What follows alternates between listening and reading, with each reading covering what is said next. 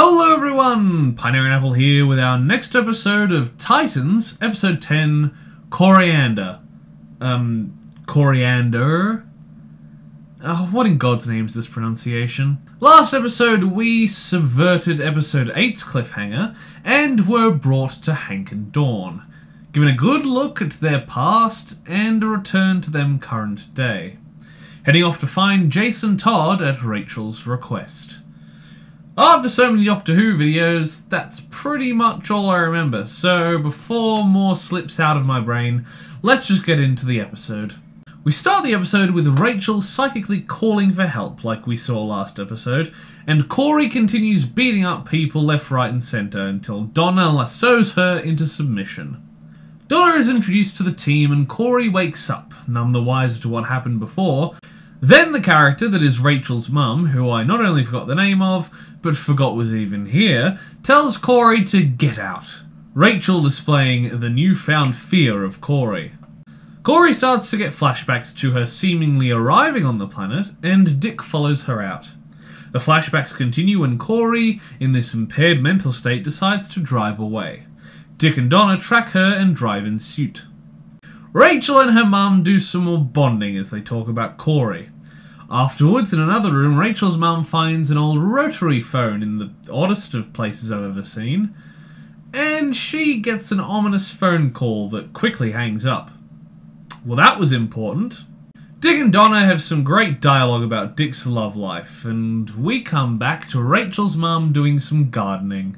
Some guy sees that Angela, oh, that was her name, has come back. This is Tommy, who she knew in high school. He inquires into what happened, and a lot of their conversation devolves into strange staring at each other.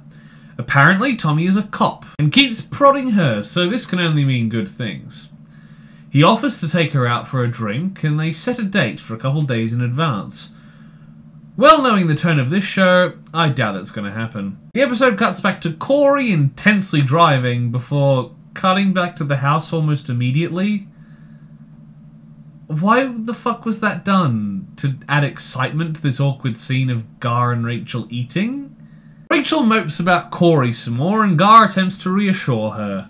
Angela comes back and Rachel blabbers on stupidly. Angela tries to smack some common sense into her, although not literally, that would be parental abuse, and has a decent spiel while Gar wanders around the house looking at the old photos on the walls, finding a creepy mirror and a door that was obviously closed between takes. Gar runs outside and calls Dick, but he seems to be a little bit preoccupied right now. Then his phone makes this noise.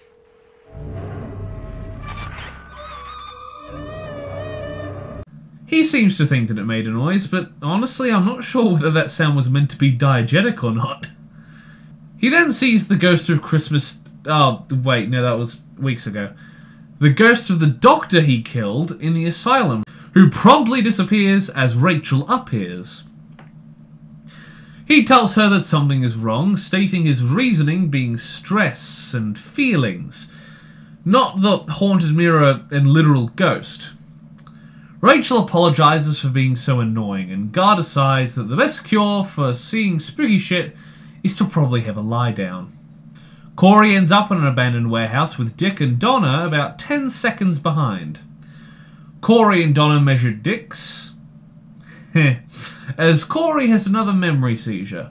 Corey mopes and steadies herself to enter the building, where she finds a scanner that reveals a spaceship that appears in a decent effect. She opens the ship and they enter it finding... Oh, wait, now we're back with Angela checking on Gar, who is passed out like a drunk. Rachel mopes some more, thinking she's hurting the people around her. Angela dodges the question about Rachel's father and gives her a pep talk about using her powers to help people. Ooh, and the lights flicker. Magic closing doors, spooky mirrors, and flickering lights.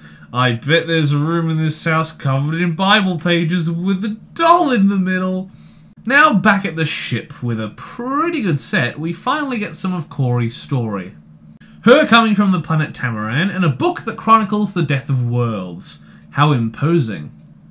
Opening it reveals some creepy images in the book, and the ship shows us that unless Rachel dies, her planet will. And that she will bring something from another dimension. Her father, Trigon. Hell yeah. God, I hope he'll be as imposing as the other versions of him. And not the one from Teen Titans Go. And Corey gives a pretty good speech about the impending doom. With some artistic interpretation, we also learn that Angela is most likely a traitor. How the fuck that explains her being locked up for years and giving away her child, I don't know, but we get a pretty good Geralt-like reaction from Dick. Fuck. Back at the house, Gar wakes up to find himself sick, falling over in the bathroom. Angela gets Rachel to help, who stays as Angela answers a knock at the door. The cop from earlier arrives at the door and, hearing of the situation, assists with Gar's care, who is just bleeding from everywhere. His phone's charge disappears, so he goes to call assistance from the landline. Donna finds a way to defeat Trigon by having Rachel go up against him, referencing 400 days of harsh training. However they would do that.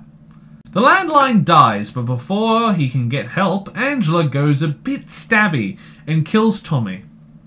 Angela gets Rachel to use her powers to help Gar, but totally naturally and convincingly comes up with the idea to summon her father to save him as their only option. Angela spurs Rachel on, and she eventually uses the mirror in a pretty creepy and well-animated scene to pull her father through.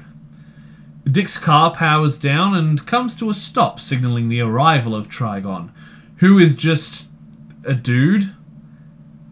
Honestly, I'm fine with them not using the big red guy, as it would probably cost a lot more than this TV show has to have him on screen for so long. So with this actor being pretty imposing, I think he works well enough in place of the big monster. Trigon heals Gar and embraces his daughter, setting up a barrier of sorts around the house that Dick runs right through, although it does stop the girls from assisting. Maybe it's just sexist. Apparently, Trigon needs to break her heart to set his plan in motion, and the episode ends as Dick readies himself to enter the home. So how was this episode of Titans? I found the stuff at the house to be a bit monotonous, and the weak insistence that creepy things happened in the house felt a little forced at times. Angela's heel turn didn't sit very well with me until I saw how well she acted off the Trigon actor. Although this twist kind of makes her a boring and simpler character from the last couple episodes, a little more draining than she was. Corey's subplot does well to set up Trigon, and the writing of the scene as they discover Trigon's existence was very well written. The effects such as Trigon leaving the mirror and Corey's ship appearing were pretty well done as well. I found Tommy's inclusion to be a little lackluster.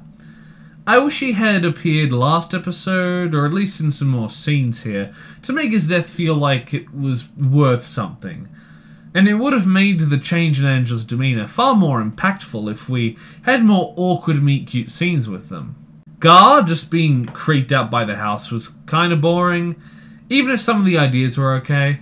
And I have no idea what Angela was doing with the phone in the upstairs room earlier. Even with the twist, that scene still doesn't mean anything to me. On top of that, Dick and Donna were kinda wasted, just following Corey around and setting up what Dick will do in the next episode.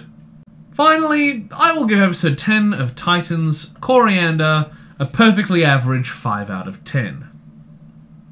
Thank you everybody so much for watching this review. Please like the video if you liked it. Write a comment down below if you wish, and consider subscribing to the channel, and if you do, ring the notification bell so you're told every single time that I make an upload. Once again, thank you for watching, and I will see you in the next video. Bye! Toast. A little piece of toast. Because there's so much to choose from. There's brown bread, white bread, all sorts of wholemeal bread. It comes in funny packages with writing on the side.